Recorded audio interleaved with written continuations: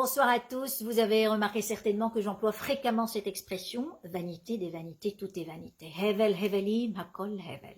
C'est une expression qui veut dire que tout est éphémère, que rien n'est pérenne et qu'il faut s'accommoder à cette idée-là.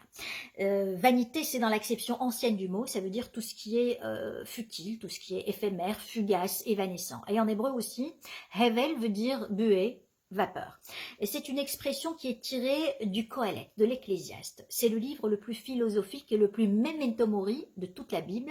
Il est extrait plus précisément des Ketuvim, la dernière partie de l'Ancien Testament, où on appelle aussi les Ketuvim, les livres hagiographes, ou les hagiographes qui sont scindés en trois grandes branches.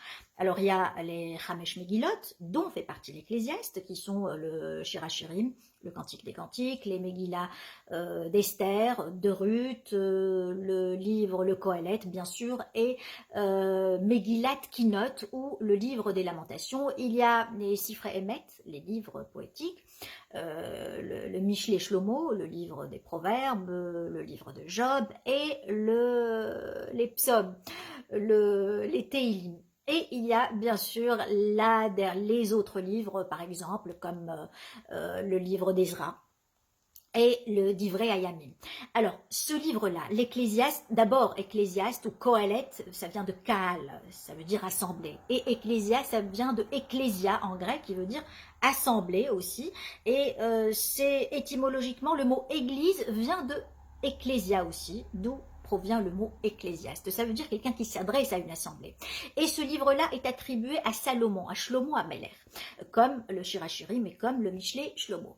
Et dans tout le livre, Shlomo Amelech, Salomon, qui était omnipotent, il était très puissant, il était opulent, il avait un sérail interminable, des centaines et des centaines d'épouses et de concubines. Il avait tout à ses pieds, mais il avait senti une vacuité et qu'il a senti cette fatalité de l'inanité des actions humaines et que rien n'a comblé ce vide-là. Parce que l'être humain, il a toujours un vide, c'est ce qu'on appelle le cercle hédoniste, je l'ai expliqué plusieurs fois dans mes vidéos.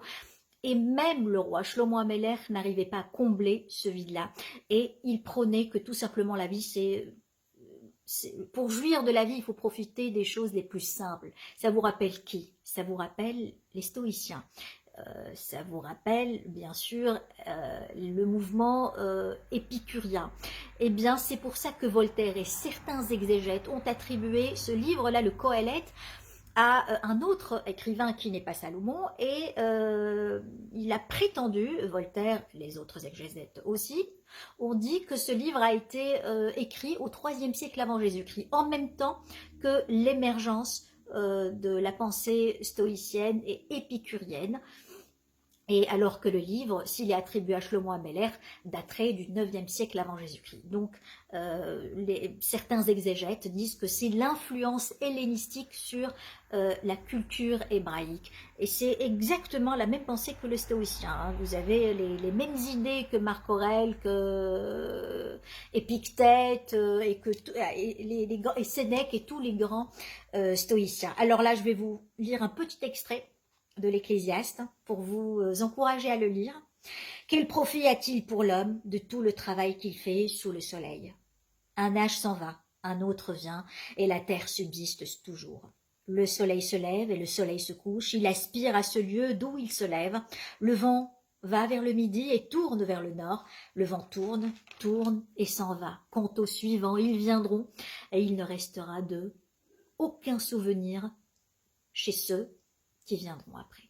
Hevel, hevelim, hakol, hevel. Très bonne lecture de l'Ecclésiaste, et on aura le temps de faire une très grande partie de tous les livres de la Bible. Très bonne soirée à tous.